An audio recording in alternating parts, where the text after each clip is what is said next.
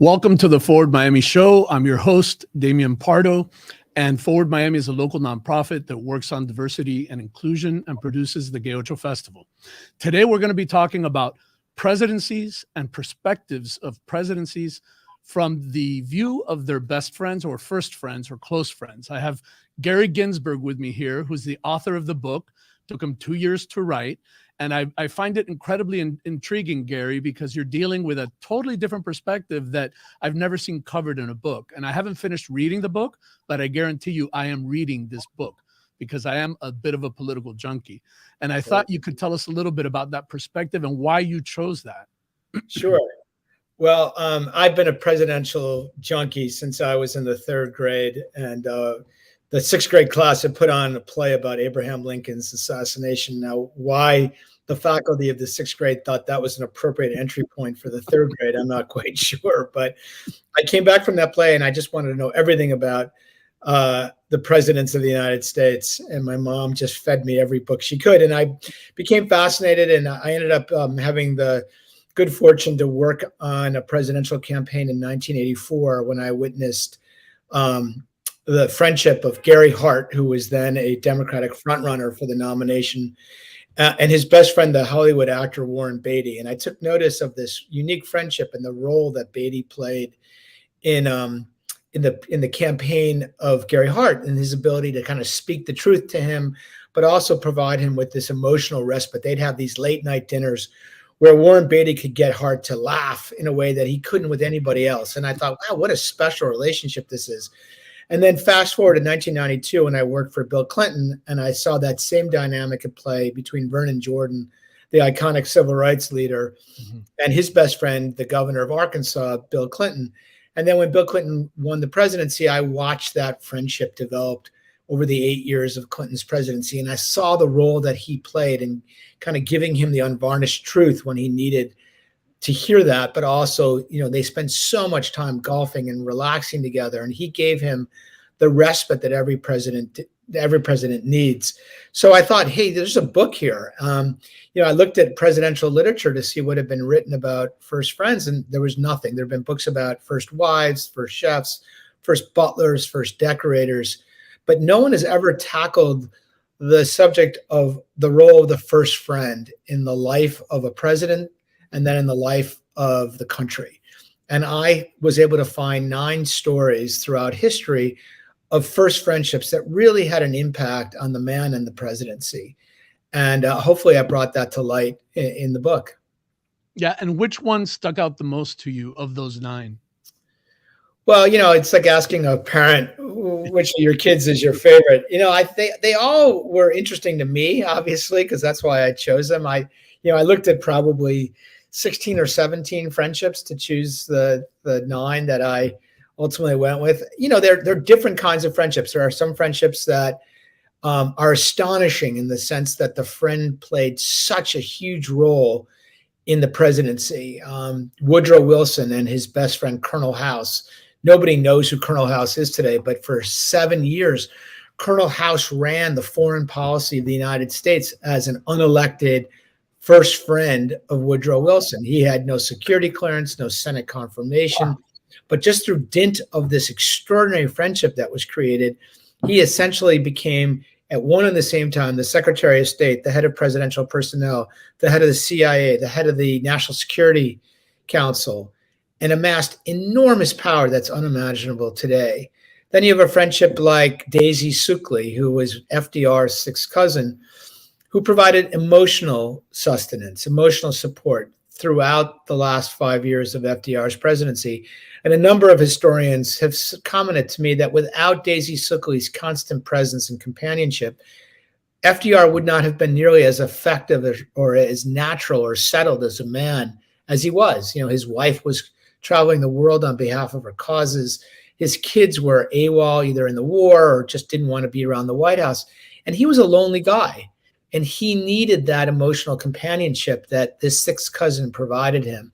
So it really runs a pretty wide spectrum in terms of how much support the friendship gave on an intellectual level versus on an emotional level. But hopefully they all kind of capture some combination of those two ingredients that I think makes the first friend such a unique and interesting role in the life of our country. Absolutely. You mentioned the 9. I'm thinking maybe you could just go through the 9 since, they're all your kids in some way. Sure. Well, I wanted to cover the sweep of American history. So I wanted to kind of start at the founding of the country and then take it up to the 21st century. So the first friendship I write about is that between Thomas Jefferson and James Madison. And I think the historians have covered the collaboration that the two of them had, but very few have covered the extraordinary friendship that went alongside the collaboration.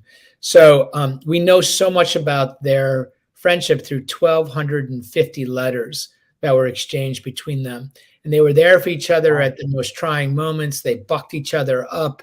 They supported each other through breakups of relationships and deaths of wives and trials for competence that Jefferson went through. And I think without the other, neither would have become the great man that each did. And so it's one of my favorite stories because, I don't think Jefferson would have become this towering, iconic figure that he was without the quiet support of this tiny little man, this 5'4" man who was kind of his ballast.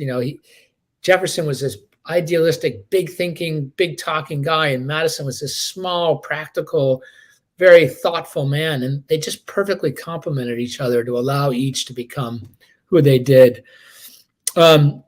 I don't want to, it'll take too long to go through each of the 9, but I do. The only friendship where the friend is more famous than the president is my second chapter, which is the friendship between Nathaniel Hawthorne, the author of the Scarlet Letter, and Franklin Pierce, who's perhaps the worst, or at best the second worst president in the history of our country.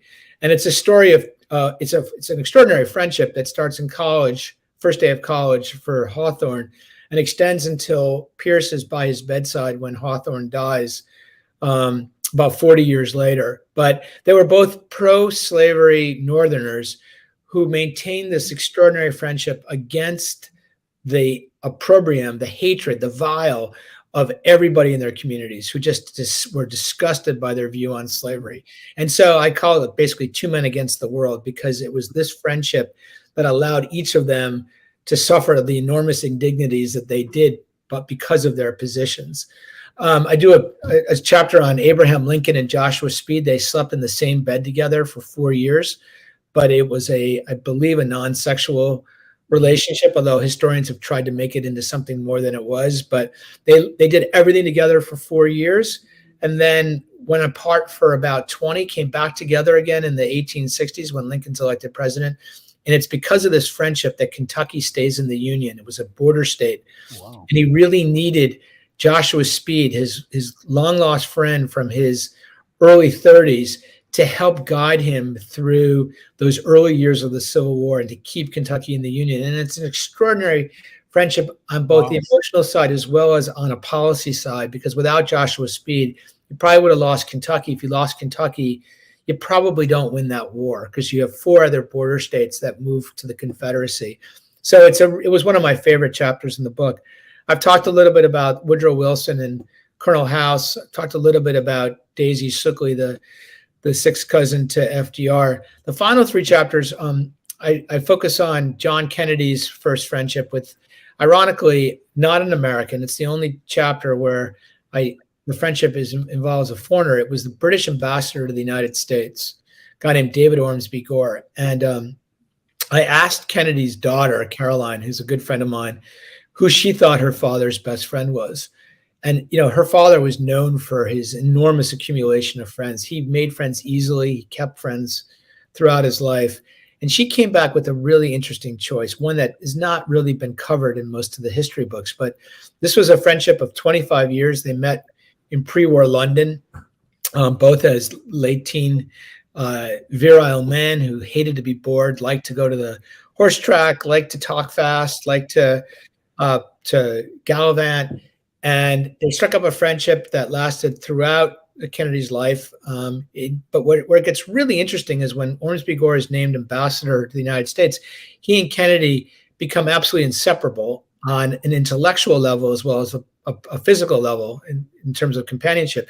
And he is really a key figure in helping Kennedy get through the Cuban Missile Crisis. And then without Ormsby Gore, I don't think you have the most important foreign policy treaty of Kennedy's presidency, which is the Limited Nuclear Test Ban Treaty. And it was Ormsby Gore who really pushed it upon Kennedy as a result of this 25-year friendship and their constant conversations about peace and war and the best way to get to a détente with your enemy, in this case, the Soviet Union. My second to last chapter is Richard Nixon and his best friend, Bibi Rebozo, well-known people in Miami. Absolutely. Yes. I was always fascinated by that friendship as a kid. Key Biscayne. Key Biscayne. Yeah, exactly, Damien. Exactly. I actually went to his house in Key Biscayne. Now the house where Scarface, it was torn down, and Scarface was actually filmed there, exactly on his property. But it's a really unusual friendship of two men who are complete opposites, and yet it just worked for each of them. And I write in my chapter how I think it was that friendship that led to Watergate, because Bibi Rebozo, instead of being a true friend and telling Nixon, no, you don't have to do all of these nefarious things to amass power, you should appeal to the better angels in your life, he actually aided and abetted all of his worst instincts as president. He took a bribe. Bibi Rebozo took a bribe from Howard Hughes. And I think it was that bribe that was the genesis of the whole Watergate break-in. And you should read my chapter to appreciate that. Yeah, that's fascinating. Yeah, it's a really interesting, it was one of my favorite chapters. And then I ended, as I said earlier, with Bill Clinton and Vernon Jordan, which was one that I was able to witness. It's the only chapter where I could actually be a journalist and interview the president for a couple of hours. I interviewed Hillary, I interviewed Vernon, I interviewed so many people who were around that friendship to try to kind of draw it out in a way that I couldn't with other chapters, which are more, based in history. So it was for me, my favorite chapter. And what did you find there when you did those interviews with Hillary and with Bill and with Vernon? I mean, what was so special in that bond? Yeah. Well, I actually went to Clinton and said, I'm writing this book. Would you participate, cooperate? Because I worked for him. And he said, yeah, I think it's a fascinating idea. I said, well, would you, who do you want me to write about? Because he, like Kennedy, had a lot of friendships. When I worked for him in 1992, they were called the FOBs, the Friends of Bill. And he's the only president who can say that he was elected president because of his friends. Because in New Hampshire in 1992, he was really kind of down and out because of Jennifer Flowers and revelations about an extramarital affair. And he called on his friends from Little Rock to save him by traveling up to New Hampshire to vouch for his character. And they did. And so many of them knocked on doors and answered questions about the Bill Clinton they knew. And it really pulled him through that primary and allowed him to secure the nomination. So he has a really deep interest in the role of friendship in his life. So he came back to me after some deliberation and said, it's Vernon Jordan. And I was really grateful because I'd already interviewed Vernon. And what I learned from that is that the relationship went even deeper than I suspected, that whenever Bill was in trouble, whenever the president was in trouble, he would say, call Vernon. And Vernon was always there. He was there for a meal, for a game of golf, for a walk around the South Lawn. I talk about their final night together in the White House in the early January of 2000, where they stayed up for 6.5 hours, just the two of them in the White House kitchen residence upstairs. Oh, that's beautiful. And down to $10,000 bottle of French wine, although the president doesn't drink, so Vernon did the whole bottle. And the reason why it was so compelling is that this was a friendship that was just a very linear friendship. It was they loved each other.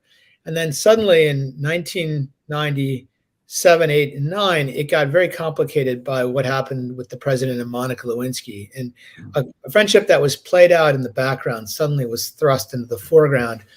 And Vernon had to testify for 20 hours before a grand jury. They suspected that he had known about the relationship and had tried to cover it up for his friend, the president. And it created an enormous tension between the two of them that I didn't fully appreciate. And so I write about this final kind of come to Jesus moment where they kind of finally can air out the unspoken tension that was in their friendship, and then resume it for the next 20 years in New York, where they both were. And I end the chapter with Clinton's eulogy to Jordan at his funeral in March of 2021, which was really beautiful. Where, I mean, Bill Clinton really captured the essence of Vernon, and they knew each other so well that they knew each other's essence. And it was a perfect friendship, a melding of mind and spirit that I think made it one of the most, for me, arresting friendships in the book.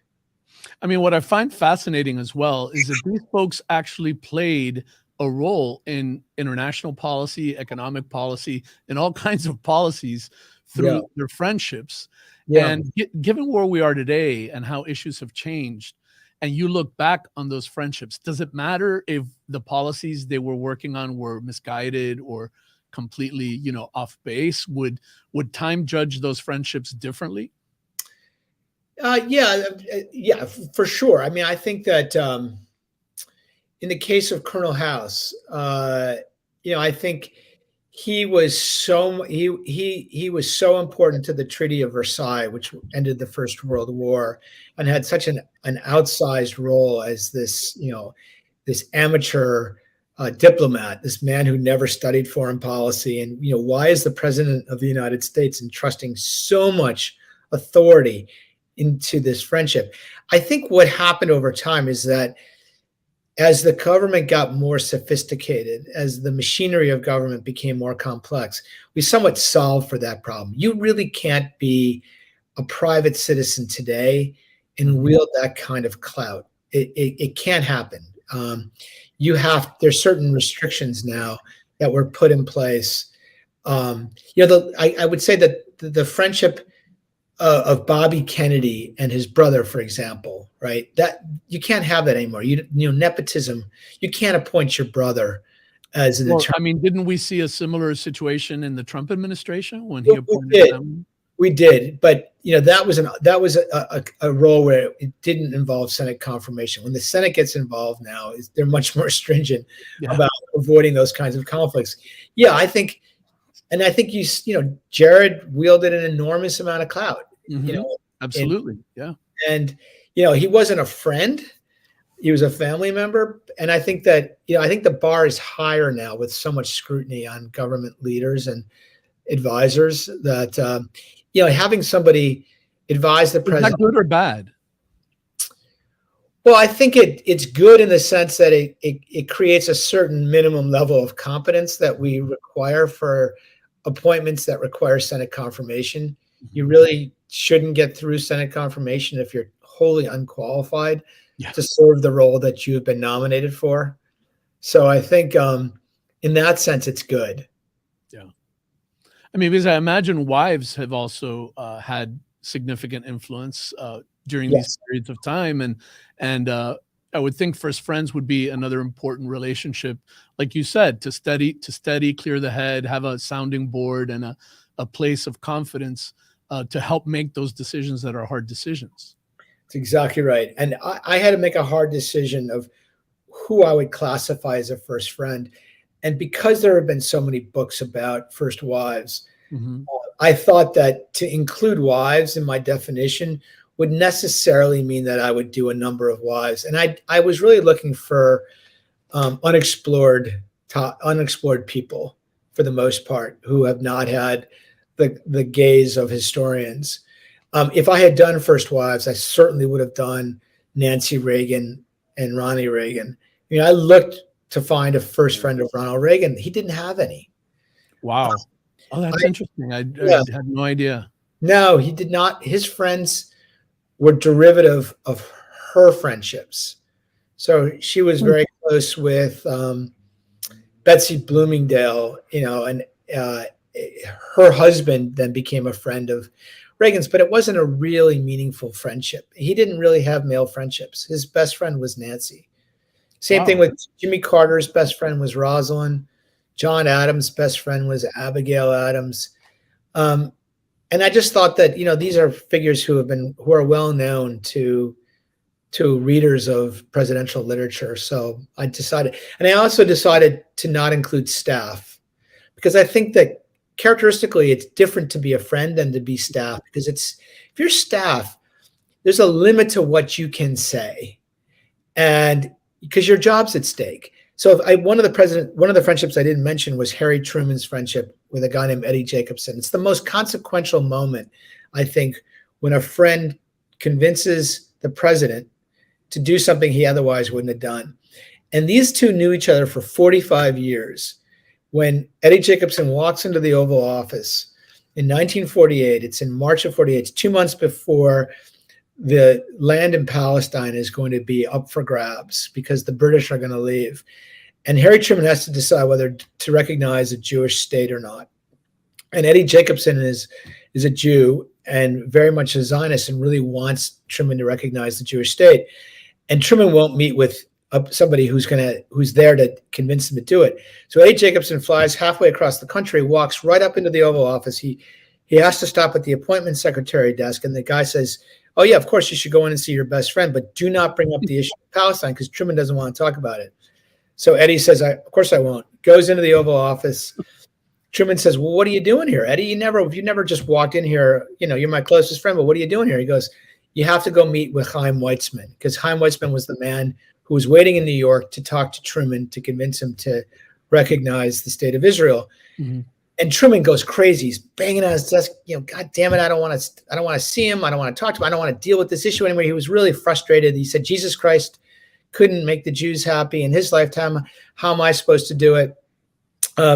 So now Eddie Jacobson is standing in the Oval Office. He knows if he leaves without getting a yes, it's unlikely Truman's going to recognize this new state. So he appeals to him using all the tools that he had developed over 45 years and speaks to him in a way that nobody else could have. And as a result of that conversation, Truman saw Chaim Weizmann 3 days later.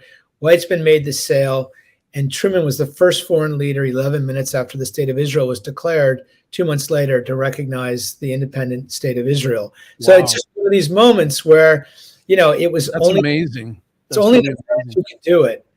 And so, look, no legislation or Senate confirmation is going to solve for that. But it's, I think just to answer, it's a really good question you ask. I talked to Biden's best friend, a guy named Ted Kaufman, great guy. And I asked him, "Do you play any substantive role?" And he said, "Gary, by the time it gets to Joe Biden's desk, that means that 5,000 other people in the federal government couldn't make the decision." He said, I'm sitting up here in Wilmington. I'm not in any position to opine on these complex issues. If it couldn't be decided, in the levers of government, how am I going to decide it? Wow. So talk about a friend that kind of knows his place. Yes, exactly.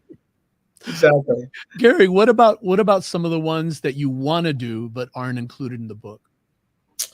Well, one of my favorites was Warren G. Harding. You ever heard of Warren G. Harding? Yes. Yeah. So he died in office, very uncelebrated president. Completely. But his best friend for a while was his mistress. So that falls in that gray area, right? Yeah. So not a wife. Yeah. Really close with his mistress. And it turns out that his mistress was a German spy. Oh, Lord. And the reason why it gets interesting is that in 1916, while they're having this torrid affair, he has to vote on whether the United States is going to declare war on Germany. And she is really pounding the table with him not to vote in favor of a war declaration. He doesn't know she's a German spy. We only know that she's a German spy now through history. And I thought, wow, that's a great story. The problem is that he then dumps her before he becomes president in 1921. And I really wanted to make sure that all the stories, the friendship survived into the presidency, because I really wanted to see the effect on the presidency itself. Yeah, absolutely. One. Makes sense. So tell us a little bit about Miami Book Fair, where people can find you, how they can buy this book, kind of make it easy for them. So I'm speaking at noon on Saturday. I'm not sure. I'm speaking with a man who's written a brilliant book called The Hidden History of DC about gay life in Washington that I think is being made into a movie or a television series. Oh, interesting. So he and I are kind of sharing the stage for an hour and 15 minutes beginning at noon. I think it's room 803, whatever that is. I'm not sure what building it's in yet. Okay. But I'd love your audience to come and I'm going to speak for about 35 minutes and answer questions. Well, we'll be sure to post it on the Forward Miami site as well. What about current presidents? Are there any of those that you're thinking about? Yeah. I'm actually turning this into a television series for MSNBC that will air probably in 2024. Oh, that's excellent. Thank you. We're going to do the final 3 chapters of my book, so Kennedy, Nixon, and Clinton, and then we're developing 3 modern stories, some combination of the 2 Bushes, Biden, Obama. I'm not sure yet which 3 of the 4 we're going to do, but yeah, it's an interesting because Trump didn't have a best friend. It's probably no shock to your audience. Yeah. He was his own best friend. Because he didn't have the empathy, he didn't have the capacity to really give enough of himself to forge a meaningful friendship in his life. Both Bushes had enormous capacity for friendship and had a lot of friends, or case of 43 has a lot of friends. I think with 41, he had an extraordinary friendship with Jim Baker, which I'm very interested in exploring. And it's been written about, a lot, but it deserves a lot of coverage because it was one of these perfect friendships where they had such a sharing of values and interests that allowed them to both play and work so seamlessly together. And Baker had an extraordinary role in George Bush's rise to the presidency. And then whatever success he enjoyed in his presidency was due in large part to Jim Baker's kind of genius, both as a political organizer and as a diplomat. So I'm considering that. Obama also had a lot of great friends. There's one in particular, Marty Nesbitt, whom I'd love to explore. I've talked to Marty. He's covered extensively in Obama's memoir, that the first chapter of which came out. And Joe Biden, as I say, has this incredible friendship with Ted Kaufman that goes back to 1972. And he's been with Joe Biden for good times and then all the bad times. When Beau Biden was dying in 2015, he asked Ted Kaufman to come down to Washington as a special government employee, and he sat with him in Washington for 4 months, just sat in the office building next to the West Wing, and was just there for him to comfort him, both through the period of Beau's death and then in the months that came after. And it's a really beautiful friendship that I'd love to explore. So we're running out of time, but I do want to ask you one thing. After looking at all these relationships of all these first friends, these 9 sets, what is the biggest takeaway you have at the end of all this, at the end of these 2 years? Yeah, well, first of all, and by the way, then I want to put up the image of your book so people know what it looks like. Great. Well, I guess in a nutshell, I couldn't conclude that you have to have a best friend to be successful as president. What I could conclude is that those presidents who did have a best friend were almost always the better for it, and so was our country. Wow. That's kind of a universal message, right? Like a life lesson. Yeah. And, I think the reason why this book resonated is because everybody could understand the role that friendship plays in their own lives. And then when you apply it to the most powerful person on earth, you can only begin to imagine how important that friendship can be when it's put to good use. Absolutely. Absolutely. I want to take a second and go ahead, put up the image of your book. And Gary Ginsberg, I definitely want to thank you. I want to thank the Miami Book Fair. They're our partners with Gay Ocho Festival. And it's been, a complete pleasure doing this interview with you, learning more about the book. And I will finish reading that book. I can tell it's just right up my alley. And anyone out there that has that political bug, I suggest you read this book, or anyone out there that cares about friendship and life lessons. I think it's an excellent example. Thank you very much, Gary. Thank you, Damien. Appreciate it. Have a great day. You too. and thank all the viewers for joining the Forward Miami Show.